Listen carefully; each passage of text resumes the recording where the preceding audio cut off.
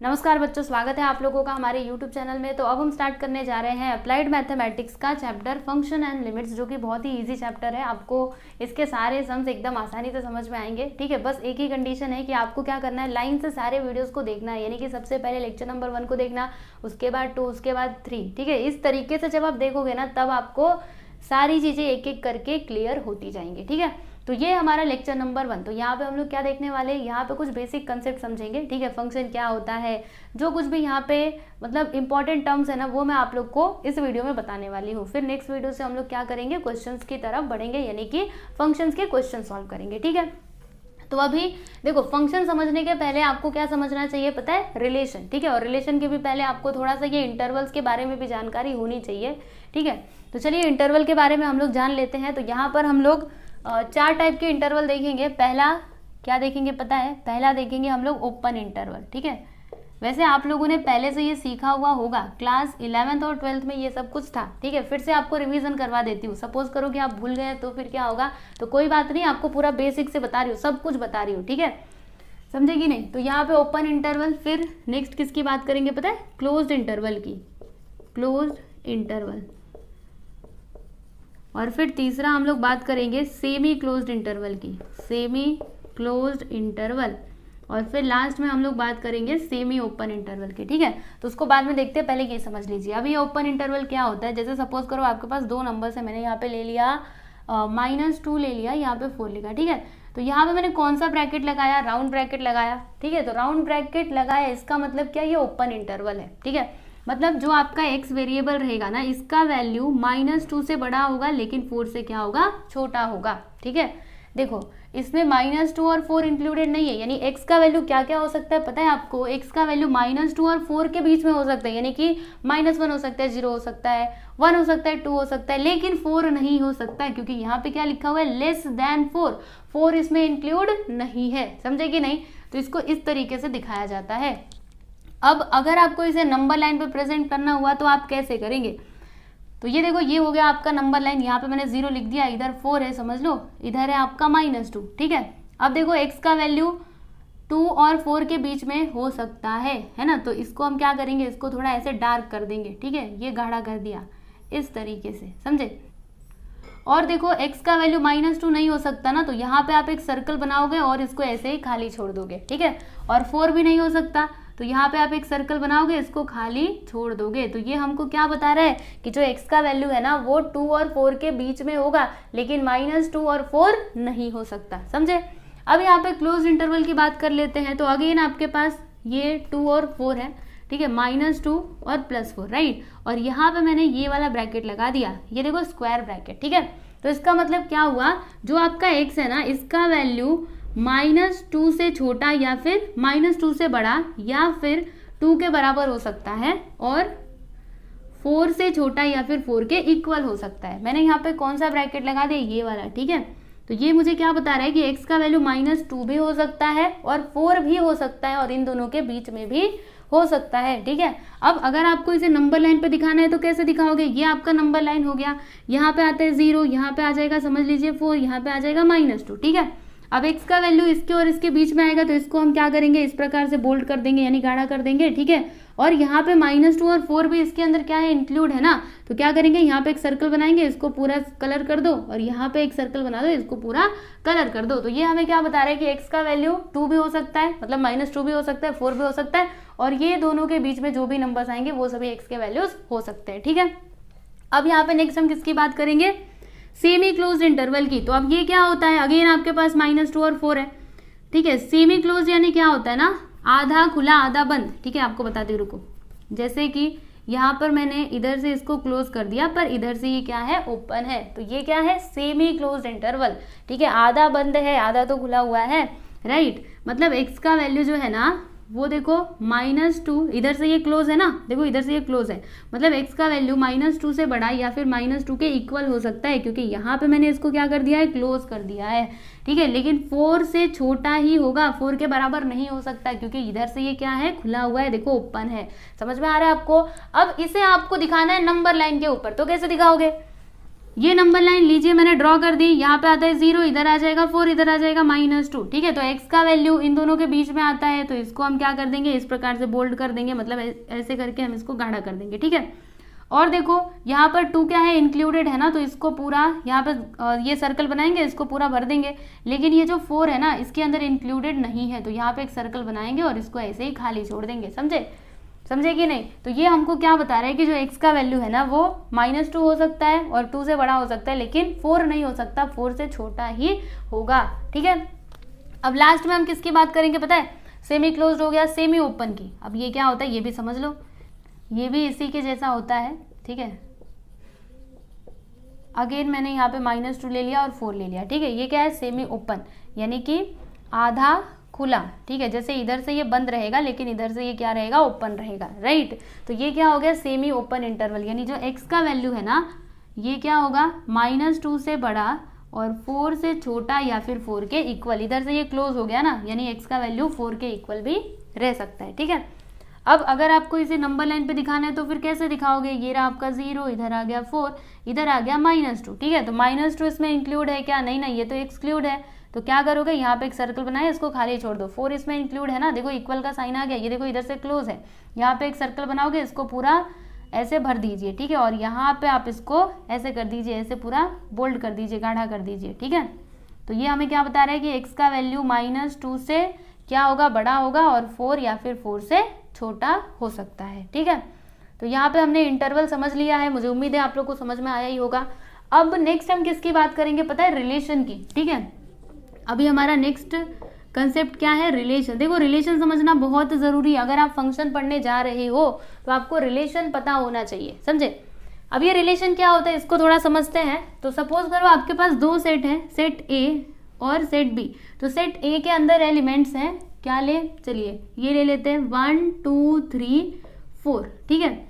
और जो set B है ना इसके अंदर एलिमेंट्स हैं 1 4 9 16 और रुकिए यहाँ पर बहुत ज़्यादा ले लिया क्या मैंने, थोड़ा कम ही एलिमेंट्स लेते हैं, बस आपको समझना है, ठीक है। तो चलिए ये मैंने ले लिया। सेट तो आपको पता होगा ना, सेट तो आपने 9th में भी सीखा था, 11th में भी था, ठीक है। तो ये हो गया आपका सेट ए और ये हो गया आपका सेट बी, ठीक है। अब मैं यहाँ पे फाइंड करूंगी ए क्रॉस बी, इसको हम लोग क्या कहते हैं पता है, कार्टेशियन प्रोडक्ट। क्या कहते हैं, Cartesian product of 2 sets, right. तो अभी इसका मतलब क्या होता है इसको आप समझिएगा। यहाँ पे पहले क्या है, सेट ए है, बाद में क्या है, बी है। यानी हम क्या करेंगे, सेट ए से एलिमेंट लेंगे और इसकी जोड़ी सेट बी के हर एक एलिमेंट के साथ बनाएंगे। तो चलिए बनाते हैं। इधर से मैंने 1 ले लिया, तो 1 की जोड़ी हर एक के साथ बनाऊंगी, 1 के साथ भी, 4 के साथ भी, 9 के साथ भी। तो यहाँ पे हो जाएगा 1,1, फिर यहाँ पे हो जाएगा 1,4 और फिर यहाँ पे हो जाएगा 1,9, ठीक है। उसके बाद फिर मैं क्या करूंगी, ये देखो 2 ले लूंगी और 2 की जोड़ी हर एक के साथ, पहले ए है ना तो पहला वाला एलिमेंट सेट ए से लेना है, दूसरा वाला बी से लेना है, ठीक है। तो पहला वाला अभी मैं 2 ले लूंगी, 2 की जोड़ी हर एक के साथ बनानी है, 2,1 हो जाएगा, फिर यहाँ पर 2,4 आएगा और फिर क्या आ जाएगा 2,9 आ जाएगा, ठीक है। उसके बाद मैंने 3 ले लिया, 3 की जोड़ी हर एक के साथ, तो 3,1 3,4 और फिर यहाँ पे 3,9। अब मैंने क्या किया, 4 ले लिया, 4 की जोड़ी हर एक एलिमेंट के साथ बना देंगे, तो क्या हो जाएगा देखो 4,1, फिर 4 की जोड़ी किसके साथ बनाएंगे, तो 4 के साथ बनाएंगे। उसके बाद 4 की जोड़ी हम लोग 9 के साथ बना लेंगे। तो यहाँ पर हमने क्या फाइंड आउट किया, ए क्रॉस बी, जिसको हम लोग क्या कहते हैं, कार्टेशियन प्रोडक्ट, ठीक है। अबे रिलेशन क्या होता है, तो रिलेशन क्या होता है आपको बताती हूँ। देखो ए क्रॉस बी का जो सबसेट रहेगा ना उसी को हम लोग क्या बोल देते हैं, रिलेशन बोल देते हैं, ठीक है। ये जो ए क्रॉस बी हमने निकाला, इसका कोई भी सबसेट रहने दो, उसी को हम लोग क्या कहते हैं, रिलेशन कहते हैं। अब ये सबसेट क्या होता है आपने सेट में सीखा होगा, लेकिन फिर भी सपोज करिए आप भूल गए हैं तो आपको बता देती हूँ। देखो सबसेट यानी क्या, जैसे कि आपके पास एक सेट है पी जिसके अंदर एलिमेंट्स हैं A B C D E, ठीक है। और यहाँ पे सेट क्यू है जिसके अंदर एलिमेंट्स हैं ए बी सी, राइट।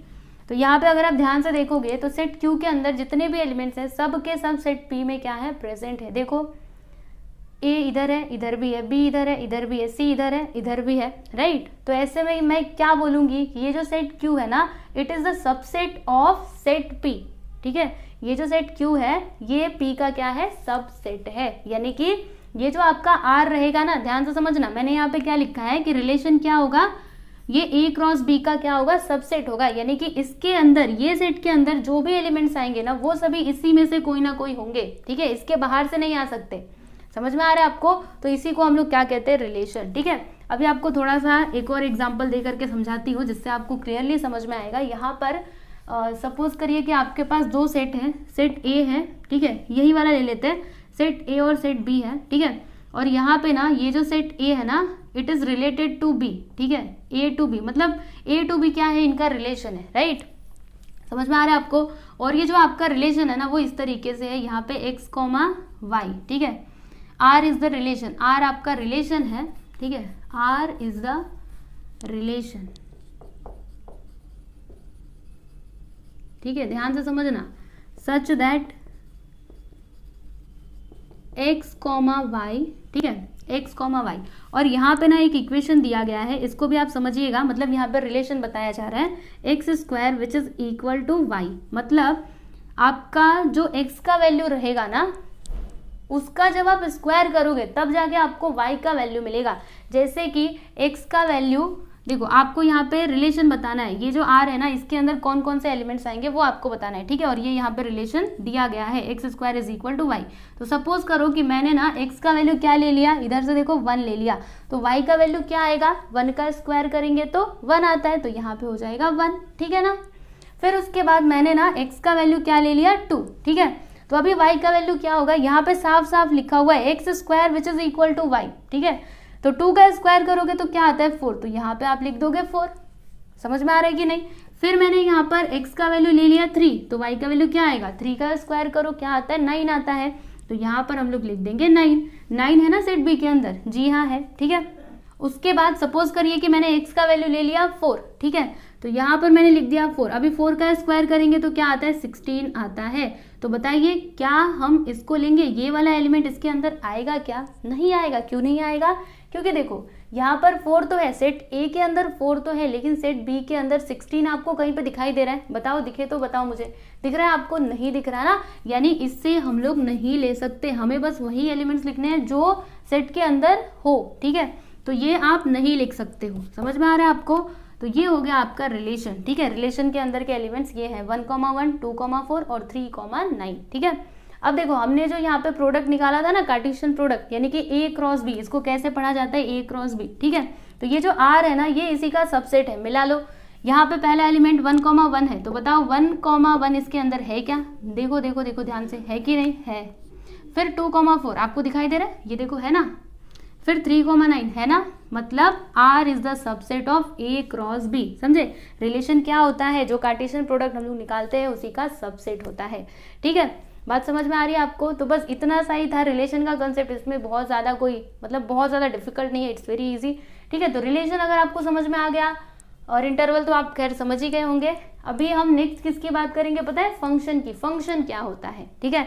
तो आप एक काम कीजिए, अगर आप चाहें तो इसको लिख सकते हैं, उसके बाद मैं आप लोग को फंक्शन के बारे में बताती हूँ।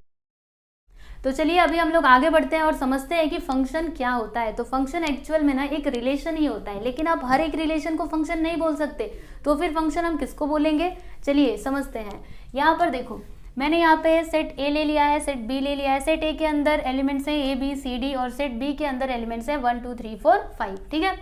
तो ये जो ए है ना इसका रिलेशन है 1 के साथ, बी का रिलेशन है 3 के साथ, और ये जो सी है ना सी का रिलेशन है 5 के साथ, और ये जो डी है ना डी का रिलेशन है 4 के साथ। तो यहाँ पे ये जो रिलेशन है ना इसको मैं क्या बोलूंगी, फंक्शन। अच्छा कैसे फंक्शन बोल दिया है ना, अभी आपके मन में बहुत सारे सवाल उठ रहे होंगे, सबका जवाब देती हूँ, रुकिए थोड़ा, ठीक है। तो देखो यहाँ पे सबसे पहले मैं बात करूंगी इमेज और प्री इमेज की। इमेज किसको कहते हैं और प्री इमेज किसको कहते हैं, इसे सबसे पहले तो आप लोग समझ लीजिए, ठीक है। तो यहाँ पे मैं आपसे पूछ रही हूँ कि मुझे ना ए का इमेज बताओ। तो ए का इमेज क्या है, 1 है।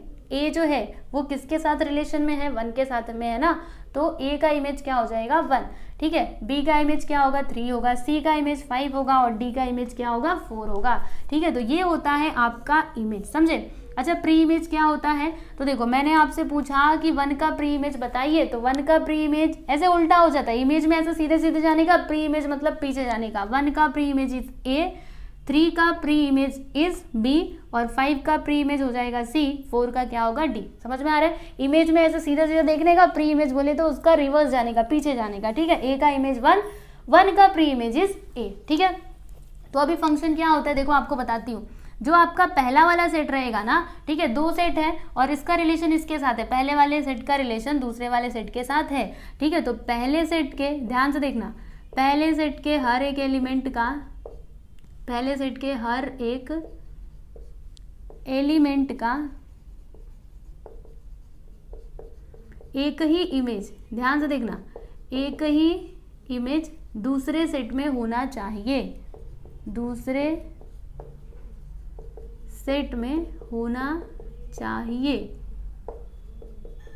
मतलब क्या इसका, देखो जो आपका पहला वाला सेट रहेगा ना, इसके हर एक एलिमेंट का एक ही इमेज होना चाहिए दूसरे सेट के अंदर। तो आप लोग देख सकते हो ये जो आपका सेट ए है, इसके अंदर जितने भी एलिमेंट्स हैं सबका यहाँ पे इमेज है ना सेट बी में, और एक ही इमेज है। आप लोग देख लो, ए का इमेज क्या है 1, एक ही इमेज है ना, और फिर बी का भी देखो एक ही इमेज है, सी का भी एक ही है और डी का भी एक ही है। यानी ये जो रिलेशन आपको दिखाई दे रहा है ये क्या है, ये एक फंक्शन है। समझ में आ रहा है क्या? बस आप इसको पढ़ लो, इसको एक बार पढ़ लो और समझ लो, पहले सेट के हर एक एलिमेंट का एक ही इमेज दूसरे सेट के अंदर होना ही चाहिए, ठीक है। तभी हम उस रिलेशन को क्या बोलेंगे, फंक्शन बोलेंगे, अदरवाइज नहीं बोलेंगे। जैसे कि यहाँ पर मैंने ना, अभी समझिएगा मेरी बातों को, इसको थोड़ा मैं मिटा दूँ फिर आपको थोड़ा और समझाने की कोशिश करती हूँ। तो यहाँ पर देखिएगा मैंने ना 2 सेट ले लिए, यहाँ पे पहला वाला सेट, यहाँ पे दूसरा वाला सेट, ठीक है। इसका नाम रख दिया सी, इसका नाम रख दिया डी। तो सी का रिलेशन है डी के साथ, ठीक है। अभी इसके अंदर एलिमेंट्स हैं 1 2 3 4 और यहाँ पर है एक्स वाई जेड पी, ठीक है, इस प्रकार से।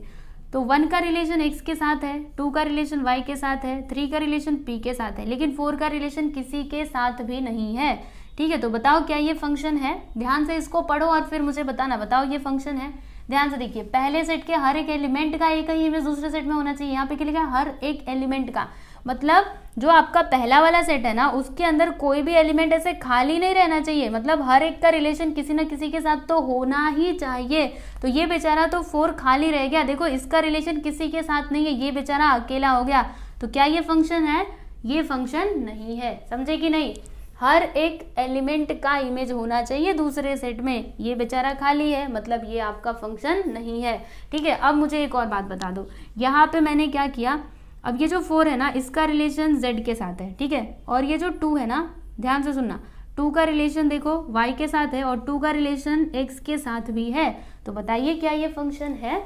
तो अभी भी ये फंक्शन नहीं है। क्यों नहीं है?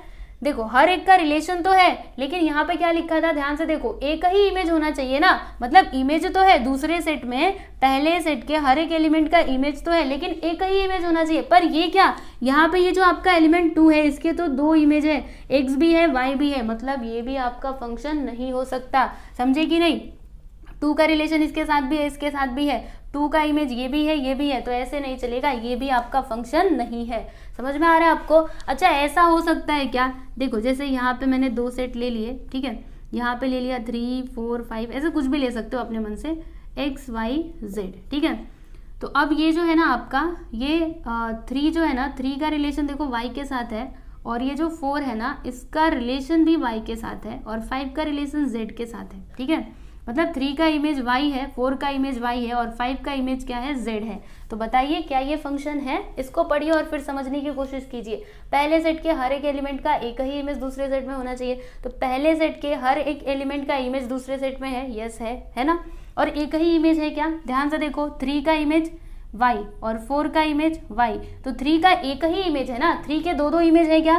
बताओ बताओ, नहीं, 3 का एक ही इमेज है और 4 का भी एक ही इमेज है, ठीक है, और 5 का भी एक ही इमेज है। तो इसको हम लोग क्या बोलेंगे? Yes, it is a function, ये आपका फंक्शन है, ठीक है। मतलब जो भी रिलेशन इस कंडीशन को सेटिस्फाई करेगा उसी को आप लोग क्या बोलोगे? फंक्शन बोल दोगे, ठीक है। एक बार फिर से आपको बताती हूँ, ध्यान से सुनो मेरी बातों को। पहले सेट के हर एक एलिमेंट का एक ही इमेज दूसरे सेट में होना चाहिए, तो ये आपका फंक्शन है। ये फंक्शन नहीं है, क्यों नहीं है? मैंने आपको अभी अभी समझाया, ये भी आपका फंक्शन है, और क्यों है वो भी मैंने आपको बता दिया, ठीक है। तो मुझे उम्मीद है आपको ये फंक्शन वाला कंसेप्ट क्लियर हो गया होगा। अभी देखो फंक्शन में ना रेंज होता है, डोमेन होता है और को डोमेन होता है, ठीक है। तो अब ये क्या होता है मैं आपको थोड़ा सा समझाना चाहूंगी, ठीक है, सबसे पहले हम लोग डोमेन की बात करेंगे। तो देखो फंक्शन में जैसे ये जो मेरा रिलेशन है ये क्या है, ये एक फंक्शन है, ठीक है। तो इसमें डोमेन क्या होगा, तो ये जो पहला वाला सेट है ना इसको मैं क्या बोल दूंगी, डोमेन, ठीक है। ये क्या हो जाएगा, मेरा डोमेन हो जाएगा। और ये जो दूसरा वाला सेट है ना इसको मैं बोलूंगी कोडोमेन। समझना मेरी बात को, डोमेन यहाँ पर क्या होगा, ध्यान से देखो, डोमेन क्या हो जाएगा, ये जो मेरा पहला वाला सेट है ना, सेट ए, इसके अंदर क्या क्या है, ए बी सी डी, तो ये हो जाएगा डोमेन। और कोडोमेन क्या होगा, तो सेट बी के अंदर, ठीक है, जितने भी एलिमेंट्स है ये सभी यहाँ पर आ जाएंगे, ठीक है। तो इसी को हम लोग क्या बोलेंगे, कोडोमेन। 1 2 3 4 5, 3 4 5, ठीक है। मतलब आप ऐसा समझो, दो सेट है, उनका रिलेशन है एक दूसरे के साथ, मतलब फंक्शन है वो, ठीक है, फंक्शन होना चाहिए, ओके। तो ये पहले वाले को हम क्या बोलते हैं, डोमेन बोलते हैं, दूसरे वाले सेट को हम लोग क्या बोलते हैं, कोडोमेन बोलते हैं, ठीक है। अभी रेंज क्या होता है, तो रेंज समझना बहुत जरूरी है, ठीक है। इसमें बहुत सारे बच्चे कंफ्यूज होते हैं, तो ध्यान से देखो, ये जो आपका डोमेन है, ठीक है, डोमेन यानी कि इसमें देखो ए का रिलेशन किसके साथ है, 1 के साथ है, तो यहाँ पे 1 आ जाएगा। फिर बी का रिलेशन 3 के साथ है तो 3 आएगा। फिर सी का रिलेशन 5 के साथ है तो 5 आ जाएगा। और डी का रिलेशन 4 के साथ है तो यहाँ पे क्या आ जाएगा, 4 आ जाएगा। यहाँ पे 5 आया था, ओके 4, ठीक है। तो ये क्या होता है, आपका रेंज होता है। यानी कि मेरी बात ध्यान से सुनना, रेंज मतलब क्या, ये जो आपके एलिमेंट्स रहेंगे ना, मतलब ये जो पहले सेट के अंदर जो भी एलिमेंट्स रहेंगे तो इनका रिलेशन जिसके साथ भी होगा, ठीक है, जिस भी एलिमेंट के साथ होगा उसको हम लोग क्या करेंगे, ये रेंज वाले सेट में लिख देंगे, ठीक है। उन्हीं को हम लोग रेंज कहते हैं। जैसे कि यहाँ पे ए का रिलेशन 1 के साथ था तो देखो आया, बी का रिलेशन 3 के साथ था तो आया, 2 नहीं आया क्योंकि 2 का रिलेशन किसी के साथ है ही नहीं, है ना, 2 किसी के साथ कनेक्टेड नहीं है, मतलब यहाँ पर 2 आप नहीं लिखोगे, ठीक है। लेकिन अगर कोडोमेन की बात की जाए ना तो इसके अंदर जितने भी एलिमेंट्स है सब के सब इसमें आएंगे, लेकिन रेंज में ऐसा नहीं होता है, ठीक है। जिसका रिलेशन उसके साथ रहेगा वही सारे एलिमेंट्स यहाँ पर आते हैं, ठीक है। तो डोमेन, कोडोमेन, रेंज बहुत इंपॉर्टेंट है, समझना बहुत जरूरी है, इसीलिए ध्यान से इसको समझिए, ठीक है। तो इतनी बातें तो हमने सीख ली। अब हम क्या सीखेंगे, रिप्रेजेंटेशन ऑफ अ फंक्शन। देखो फंक्शन को रिप्रेजेंट करने के ना बहुत सारे तरीके होते हैं। पहला तो एरो डायग्राम, अभी अभी हमने देखा यहाँ पे ये जो फंक्शन हम दिखा रहे थे, ये जो फंक्शन हमने दिखाया ये कौन से डायग्राम से दिखाया, एरो डायग्राम से दिखाया, ठीक है। एरो डायग्राम मतलब ऐसे ऐसे जब भी हम दिखाते हैं ना तो इसी को हम लोग क्या कहते हैं, एरो डायग्राम कहते हैं, ठीक है। समझ में आ रहा है आपको। अभी टेबुलर फॉर्म क्या होता है ये भी आप समझिए। टेबुलर फॉर्म मतलब क्या है, ऐसे टेबल बना देना, जैसे कि यहाँ पर मैंने लिखा। अच्छा और देखो फंक्शन को इस प्रकार से लिखा जाता है एफ ऑफ एक्स, ठीक है, ये होता है आपका फंक्शन, इस तरीके से दिखाया जाता है। समझ में आ रहा है, मतलब x का वैल्यू आप कुछ रखोगे ना तो आपको y का वैल्यू मिलेगा। एफ ऑफ एक्स और y दोनों क्या होते हैं, बराबर ही होते हैं, मतलब दोनों का मतलब सेम ही है, ठीक है। x का वैल्यू आप कुछ रखोगे तब जाके आपको y का वैल्यू मिलेगा, यानी कि आपको, जैसे कि मैंने यहाँ पर अगर x का वैल्यू a रखा ना तो फिर मुझे y का वैल्यू क्या मिलेगा, 1 मिलेगा। x का वैल्यू b रखा तो y का वैल्यू क्या मिलेगा, 3 मिलेगा, ठीक है। मतलब आप ऐसा समझो बस कि फंक्शन को इस तरीके से दिखाया जाता है। एफ ऑफ एक्स कहीं पे दिखे ना उसको बोलने का फंक्शन, ठीक है, वो आपका क्या है, फंक्शन है, राइट। अभी टेबुलर फॉर्म क्या होता है वो थोड़ा समझिएगा। यहाँ पर मैंने लिखा x, यहाँ पे एफ ऑफ एक्स, ठीक है। एफ ऑफ एक्स मत लिखो, पहले तो इधर आपको बताती हूँ। देखो टेबुलर मतलब टेबल बना होता है, ऐसे भी हो सकता है, ऐसे भी हो सकता है, कैसे भी हो सकता है। तो यहाँ पर मैं एक टेबल बना ही देती हूँ। देखो यहाँ पे लिखा है x और यहाँ पे लिख दिया y। y मतलब क्या होता है, एफ ऑफ एक्स, यानी x का वैल्यू जब आप कुछ रखोगे तब जाके आपको y का वैल्यू मिलेगा, ओके। तो इस प्रकार से हमने क्या किया, टेबल बना दिया। तो बस यही हो गया टेबुलर फॉर्म। समझ में आ रहा है आपको। यहाँ पे x का वैल्यू जैसे कि आपको मुझे लिख करके बताना पड़ेगा, जैसे कि मैंने यहाँ पर एक फंक्शन है F of X which is equal to 2x + 1, ठीक है, इस प्रकार से, राइट। तो अभी x का वैल्यू अगर मैं 1 लेती हूँ, सपोज करो x का वैल्यू मैंने 1 लिया, ठीक है, f ऑफ 1, राइट। तो फिर यहाँ पर मुझे f ऑफ x यानी कि y क्या मिलेगा, तो जहाँ पे भी x है अभी मैं वहाँ पे क्या रखूंगी, 1 रखूंगी। तो 2 × 1 = 2 + 1, तो 2 × 1 = 2 + 1 क्या हो जाएगा, 3। यानी जब x का वैल्यू 1 ले रहे हैं तो y का वैल्यू क्या आता है, 3 आता है, ठीक है। उसी प्रकार से अगर मैंने यहाँ पे x का वैल्यू 2 ले लिया, ठीक है, x का वैल्यू 2 लिया तो y का वैल्यू कितना आएगा, यहाँ पे 2 आ जाएगा, 2 × 2 = 4 + 1 यानी कि 5 आ जाएगा। समझ में आ रहा है आपको। तो ये होता है टेबुलर फॉर्म। इस तरीके से भी हम लोग फंक्शन को दिखा सकते हैं।